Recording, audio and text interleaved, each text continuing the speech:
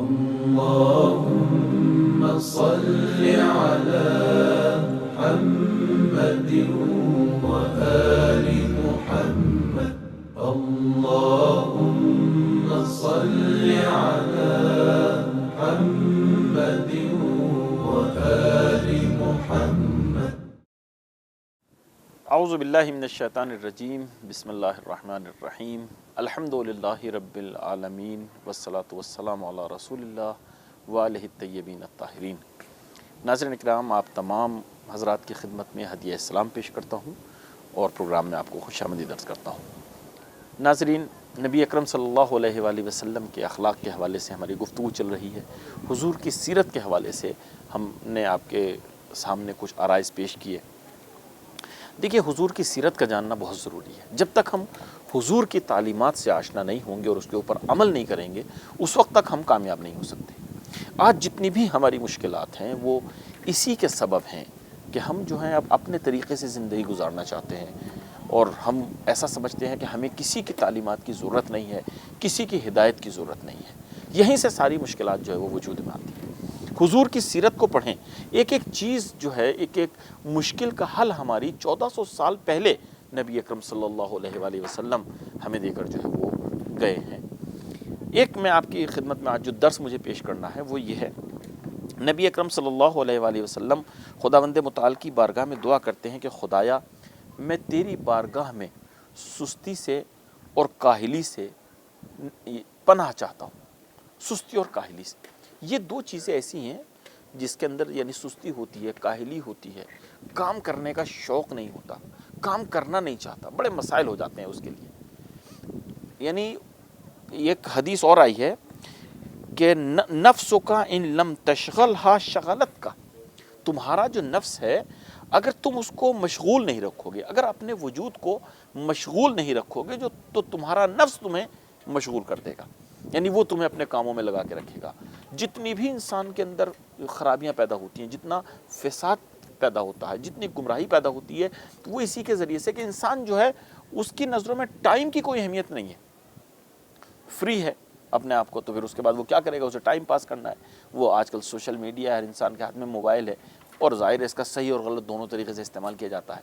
تو شیطان جو ہے وہ کبھی صحیح طرف تو جانے نہیں دے گا، ظاہر ہے غلطی کی طرف جائے گا۔ اور اگر انسان صحیح استعمال کر رہا ہے تو پھر یہ خود عبادت کر رہا ہے، یہ اپنے وقت کو ضائع نہیں کر رہا ہے بلکہ یہ عبادت کر رہا ہے۔ تو دیکھیے، انسان کوشش کرے، انسان عمل کرے، کبھی بھی بیکار نہ ہو، یعنی ٹھالی نہ رہے۔ اگر انسان عمل کرے گا، اگر اپنے آپ کو مصروف رکھے گا تو ظاہر ہے ہر طرح کی اس کی مشکلات بھی حل ہوں گی، عزت کے ساتھ وہ زندگی گزارے گا۔ ہمیں ملتا ہے معصومین علیہ السلام کی زندگی میں، خود ہمارے حضور کی زندگی میں، حضور صلی اللہ علیہ وآلہ وسلم کتنے کام انجام دیتے تھے۔ کبھی ایسا نہیں تھا کہ وہ اگر مثلا اصحاب وہاں پہ موجود ہیں تو اور اصحاب سے کہیں کہ تمہیں جو ایسا کرنا چاہیے، تمہیں ویسا کرنا چاہیے، حضور خالی جو ہے وہ مثلا آرڈر دیتے ہیں، ان کے فرامین پر عمل کرنے والے دوسرے افراد ہوں، ایسا نہیں تھا۔ حضور ان کے ساتھ مل کر تمام اعمال جو انجام دیتے تھے۔ مسجد قباء جو سب سے پہلی مسجد ہے، نبی اکرم صلی اللہ علیہ وآلہ وسلم اور اصحاب نے مل کے جو بنائی ہے، تو اس میں اگر آپ تاریخ میں پڑھیں گے تو ہسٹری نے اس کو کوٹ کیا ہے کہ حضور نے اتنی زحمتیں کی ہیں، اتنے وزنی اور اتنے سنگین پتھر اٹھا کر لاتے تھے کہ حضور کے جانثار اصحاب آنے کے بعد کہتے تھے یا رسول اللہ، ہم ہیں خدمت کرنے کے لیے، ہمیں کام کرنے کے لیے، آپ تشریف رکھیں۔ حضور کہتے تھے نہیں، یہ چونکہ گروہی کام ہے، میں بھی تمہارا ایک اس میں عضو ہوں، میں تمہارا شریک ہوں، ہم مل کر یہ کام کر رہے ہیں، تو اس میں میری بھی ذمہ داری ہے کہ جتنا تم کام کرتے ہو میں بھی کام کروں۔ اگر کہیں مثلا سفر میں جا رہے، آپ نے سنے ہوں گے یہ واقعات، میں صرف متوجہ کرنا چاہتا ہوں کہ دیکھیے، اگر بڑا کوئی ہے گھر کا تو وہ بڑا کوئی انسان کہنے سے نہیں ہوتا، عمل سے ہوتا ہے۔ اگر آپ چاہتے ہیں کہ دوسرے افراد بھی کام کریں جو آپ کے تحت کام کرتے ہیں، آپ سے چھوٹے ہیں، دفتر کا اگر کوئی رئیس ہے تو آپ کیسے کام کروائیں گے؟ جب تک آپ خود کام نہیں کریں گے تو کوئی آپ کے کہنے پر جو ہے کام نہیں کرے گا۔ آپ کو پہلے کام کر کے دکھانا ہوگا، پھر جو ہے وہ جو آپ کی عزت ہے، آپ کا جو مقام ہے ان کی نظروں میں، وہ خود ان کو مجبور کرے گا کہ جب یہ کام کر رہے تو ہم کیوں نہیں کریں گے۔ حضور مثلا سفر میں اگر کہیں جاتے تھے تو آپ نے دیکھا ہوگا کہ دوسرے کام ہوتے تھے تو حضور کہتے تھے کہ نہیں دیکھو، یہ کام اگر تم کر رہے ہو، مثلا جانور لانا، اسے مثلا ذبح کرنا، یہ ساری چیزیں تمہاری ذمہ داری ہے، تو چلو لکڑیاں اکٹھا کر کے میں لے کے آتا ہوں تاکہ اس کو جو ہے مثلا اپنے کھانے کا انتظام کیا جا سکے۔ حتیٰ کہ گھروں میں بھی یعنی یہ ملتا ہے کہ حضور صلی اللہ علیہ وآلہ وسلم گھروں میں بھی کام کرتے تھے. ہمارے یہاں بڑا عیب سمجھا جاتا ہے اگر ہم خاتون خانہ کا ہاتھ بٹا دیں, اگر ہم بیگم کی جو ہے ہیلپ کرتے ہیں تو اس کو عیب سمجھا جاتا ہے. عیب نہیں ہے, ہمارے معصومین کی سیرت ہے, حضور کی سیرت ہے, مولا کائنات کی سیرت ہے. اگر سید طاہرہ کسی کام میں مشغول ہوتی تھی تو مولا کائنات جاتے تھے, جانے کے بعد ان کی مدد کرتے تھے. تو یہ عیب نہیں ہے, بلکہ ایک حضور کی بڑی مشہور حدیث ہے, اور انسان اس کے ذریعے سے اپنا وہ بھی کر سکتا ہے کہ ہم کس منزل پر ہیں, کس مقام پر ہیں, ہمارے اندر خیر کتنا ہے. تو حضور فرماتے ہیں کہ خیرکم لنسائہ, تم میں خیر وہی ہے, اچھا وہی ہے کہ جو اپنی خواتین کے ساتھ, جو گھر میں خواتین موجود ہیں, اپنے اہل خانہ کے ساتھ اچھا ہے, وہی اچھا ہے. وَأَنَا خَيْرُكُمْ لِنِسَائِي, اور میں بہترین ہوں اپنی یعنی خواتین کے ساتھ.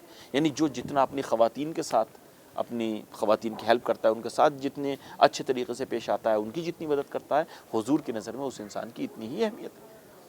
تو انسان کو کوشش کرنی چاہیے, کام کرنا چاہیے, فری نہیں رہنا ہے. اگر آپ فری ہیں تو آپ سمجھ لیجئے یہ جو میں نے حدیث پڑھی, نفس جو ہے یہ آپ کو مشغول کرے گا, پھر نہ جانے کس کس کام پہ لگائے گا. آپ اپنے نفس کو اپنا غلام بنائیں, آپ نفس کے غلام نہ بنیں.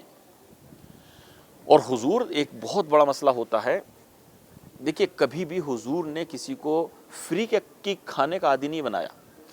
ہمیشہ اس بات کی تاکید کی کہ جا کے محنت کرو, جا کے مزدوری کرو, جو بھی کر سکتے ہو. ایسا نہیں ہے کہ انسان آئے کہ میں تو کوئی کام کر ہی نہیں سکتا ہے, نہیں, ایسا نہیں ہو سکتا کہ انسان کوئی بھی کام نہ کر سکے. ایک کام نہیں کر سکتے, دوسرا کچھ نہیں کر سکتا انسان, مزدوری تو کر سکتا ہے. ایک انسان آتا ہے, آنے کے بعد اصحاب میں سے حضور کے پاس بیان کرنا شروع کرتا ہے, یا رسول اللہ میں بہت پریشان ہوں, مالی حالات بہت خراب ہیں, کھانے پینے کے لالے پڑے ہوئے ہیں, بچوں کی مشکلات بڑھی ہوئی ہیں, کیا کیا جائے. حضور بیت الشرف میں تشریف لے کے گئے.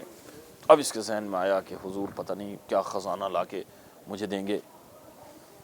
اور آنے کے بعد ایک مرتبہ حضور کہتے ہیں, کسی سے کہا کہ ذرا کلہاڑی لے کر آؤ. تو اس کے ذہن میں پتہ نہیں کیا ہوگا کلہاڑی سے, اور مجھے کیا ملنے والا ہے, کہیں سونے کی اینٹیں تو نہیں کاٹی جائیں گی جو آج ساری مشکلات میری حل ہو جائیں گی.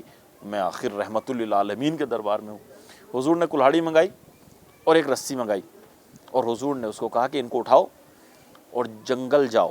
اگر کچھ نہیں کر سکتے تو خدا کی طرف سے یہ درخت ہیں, یہ نعمتیں ہیں, جاؤ, جانے کے بعد تم لکڑیاں کاٹو, ان کو بیچو, اور اس سے اپنی زندگی کا جو ہے وہ بسر کرو, اس سے گزارا کرو. دیکھیے سب سے بری چیز جو ہے خداوند متعال کی نگاہ میں وہ یہ ہے کہ انسان کسی کے سامنے دست سوال دراز کرے, کسی سے کہیں کہ بھائی مجھے یہ ضرورت ہے, آپ اس ضرورت کو پورا کیجئے. اسلام اس کی اجازت نہیں دیتا, قرآن اس کی اجازت نہیں دیتا. اس لیے کہ خداوند متعال نے سب سے عظیم نعمت جو انسان کو دی ہے وہ حرمت انسانی ہے. نبی اکرم صلی اللہ علیہ وسلم خانہ کعبہ کو دیکھ کے کہتے ہیں کہ اے بیت اللہ, تیری عظمت بہت ہے, تو بہت عظیم مقام ہے, لیکن تجھ سے بھی عظیم جو ہے وہ کیا ہے, وہ ایک انسان کی حرمت ہے. تو انسان کو اپنی حرمت ضائع کرنے کا حق نہیں ہے. کسی کے سامنے جاتا ہے انسان, جانے کے بعد دست سوال دراز کرتا ہے, میری یہ ضرورت ہے, مجھے اس چیز کی نہیں, اسلام اجازت نہیں دیتا. لیکن اس کے برعکس اگر کوئی خدا نخواستہ محتاج ہو جاتا ہے, کوئی ضرورت مند ہو جاتا ہے, تو پھر پوری انسانیت سے کہا جاتا ہے, پوری بشریت سے کہا جاتا ہے کہ اس کی ضرورت کو پورا کرنے میں تم سب اس کا ساتھ دو. دیکھیے ایسا نہیں ہے کہ اگر ادھر سے منع ہے تو ادھر سے بھی منع ہو, ادھر سے منع نہیں, ادھر سے تاکید کی جاتی ہے. خدا نخواستہ اگر کوئی ضرورت مند ہے, کوئی بھوکا ہے, تو کہا گیا ہے نا کہ اگر آپ کے اس میں ہمسائے میں 40 گھر ہمسائے کے کہے جاتے ہیں, اگر کوئی مومن بھوکا رہ جائے اور آپ شکم سیر ہو کے سو رہے ہوں اور خدا نخواستہ اس میں موت آ جاتی ہے, تو اسلام پر موت نہیں آئے گی. یعنی کہا جاتا ہے کہ 40 گھر اس طرف, 40 گھر اس طرف, 40 گھر اس طرف, 40 گھر اس طرف بہت ہوتے ہیں. ایک اچھا خاصا جو ہے مثلا ایک چھوٹا سا شہر ہو سکتا ہے. تو انہیں یہ کہا جاتا ہے کہ تمہیں خبر گیری کرنی ہے, تمہیں خیال رکھنا, کوئی ضرورت مند تو نہیں. یہ مشکلات ہوتی ہیں انسان کو جو مشکلات میں گرفتار کر دیتی ہیں, کبھی کبھی دوسروں کے سامنے جو دست سوال دراز کرنے پہ مجبور کر دیتی ہیں. تو دوسروں سے کہا جاتا ہے کہ تم مدد کرو, تم ضرورت کو پورا کرو. اگر کوئی تمہارے پاس قرض لینے کے لیے آ رہا ہے تو تم اس کو قرض دو, تمہاری ذمہ داری ہے. لیکن ہم سے نہیں کہا گیا کہ ہم جانے کے بعد اپنی مشکلات کو دوسروں کے سامنے پیش کریں. اگر آپ کا حق ہے, آپ نے کام کیا ہے, دوسرا حق ہے, تو آپ لیں. حق تو لیا جاتا ہے, لیکن اس کے علاوہ آپ کسی سے مثلا جیسے گدائی کر رہے ہیں یا دوسری, تو یہ مناسب نہیں ہے. انسان خود کوشش کرے. امام جعفر صادق علیہ السلام, آپ نے سنا ہوگا امام کتنی زحمت کرتے تھے. مولا کائنات کے بارے میں کتنا ملتا ہے. آپ جو ہے غیروں کے یہاں جانے کے بعد بھی کام کرتے تھے. مثلا جو اسلام سے بھی چونکہ سب ایک جگہ رہتے تھے وہاں پہ، تو دوسروں کے یہاں بھی باغ میں جانے کے بعد بھی امام علیہ السلام، دوسروں سے مراد یہ نہیں کہ مثلا جو ہے وہ غیر شرعی طریقے سے کوئی ایسا کام کرے، نہیں، محنت اور مزدوری کرنا کوئی عیب نہیں ہے کسی کے یہاں بھی جانے کے بعد انسان جو ہے۔ تو مولا کائنات مثلا کتنے کنویں مولا کائنات نے کھودے، اور کنویں کھودنے کے بعد کتنا سخت ہوتا ہے کنووں کا کھودنا، اور وہ بھی عرب میں کہ جہاں پانی نہیں نکلتا تھا۔ اسی لیے خانہ کعبہ کے پاس جو زمزم ہے اس کی اسی لیے تو اہمیت ہے۔ جناب ہاجرہ کتنی پریشان رہی ہیں جناب اسماعیل کے لیے پانی کے لیے، ادھر سے ادھر دوڑنا، یہ تمام چیزیں، چونکہ وہاں پہ پانی بہت کم ہوتا تھا۔ مولا کائنات نے، آپ ہسٹری اٹھا کر دیکھیں کتنے کنویں کھودے ہیں اور امت مسلمہ کے نام وقف کیا ہے۔ یعنی انسان کام کرے، انسان محنت کرے، جو بھی انسان کر سکتا ہے۔ یہ سیرت ہے ہمارے معصومین کی۔ امام جعفر صادق علیہ السلام، آپ نے سنا ہوگا واقعہ کہ گرمی ہے، دھوپ ہے، امام علیہ السلام جو ہے وہ محنت اور مزدوری میں مصروف ہیں، محنت کر رہے ہیں، اپنے یہاں کر رہے ہیں، چلیے محنت کر رہے ہیں۔ تو کوئی آتا ہے ادھر سے اور آنے کے بعد کہتا ہے کہ فرزند رسول، ہم تو آپ کو ایسا نہیں سمجھتے تھے کہ آپ دنیا کی طلب میں اتنا زیادہ مثلا زحمت اٹھائیں گے کہ دھوپ کا وقت ہے اور گرمی ہو رہی ہے اور آپ اس وقت جو اتنی زحمتیں اٹھا رہے ہیں مثلا دولت دنیا کے لیے۔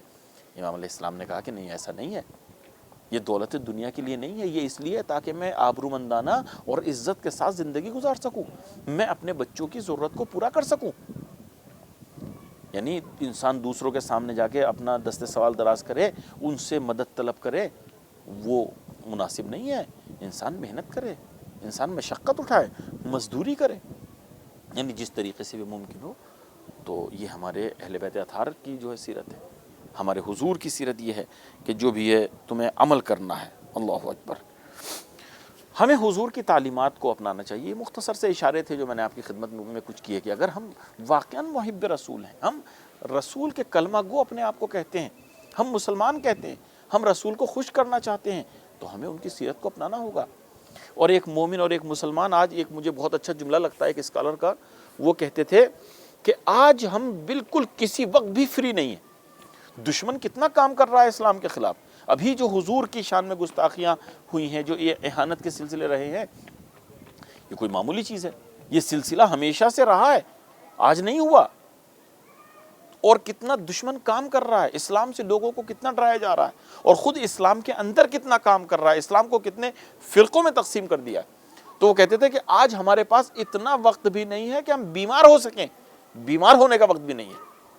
صرف جو انسان کی ضرورتیں ہیں، مثال کے طور پر انسان کو جتنے گھنٹے سونا ہے وہ ضروری سونا انسان کے لیے، وہ باقی اس کے علاوہ انسان کو کام کرنا ہے۔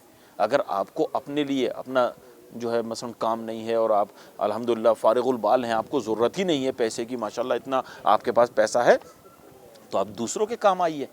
کہا گیا نا مومن کے لیے، نبی اکرم صلی اللہ علیہ وآلہ وسلم فرماتے ہیں کہ جو دوسرے مومن کی مشکل کو حل کر رہا ہو، آپ کے یہاں کوئی مشکل نہیں ہے، آپ کو کوئی ضرورت نہیں ہے، ٹھیک ہے، خداوند متعال انشاءاللہ ہر مومن کو، ہر مسلمان کو اس منزل پر لائے کہ کسی طرح کی مشکل ان کی زندگی میں نہ ہو۔